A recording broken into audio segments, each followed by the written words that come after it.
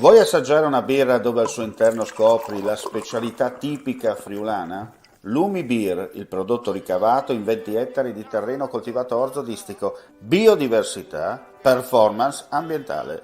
Lumi Beer nelle sue 5 versioni disponibili, 4 per consumo veloce e dissetante e la versione Magnum per intenditori. Lumi Beer si abbina a qualsiasi palato. Lumi Beer è un prodotto esclusivo Azienda Agricola Pancera, il buon seme, i buoni frutti.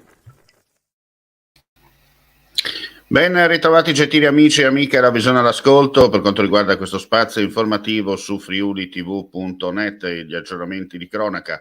Un nuovo video con immagini inedite di quanto avvenuto il pomeriggio del 4 ottobre 2019 in questura Trieste, quando in una sparatoria morirono i 2 agenti Matteo De Menego e Pierluigi Rotta a Trieste. Una ricostruzione di quei 7 minuti che vanno dall'ingresso di Aleandro Augusto Stefan Meran, accompagnato dal fratello Carlisle e dai 2 poliziotti, ai successivi momenti di panico con il cittadino dominicano che spara nell'atrio dell'edificio fino alla sua cattura all'esterno.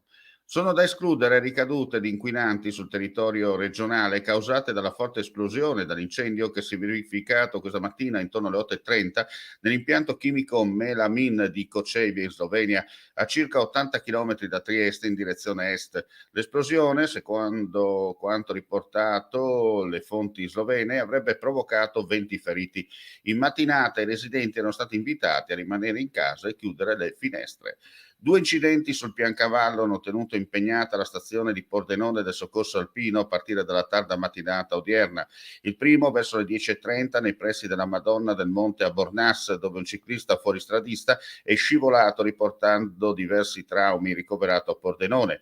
Il secondo nei pressi di Cimon dei Furlani, dove un cacciatore è ruzzolato lungo un pendio a quota 1600 metri. Soccorso è stato trasportato a Udine.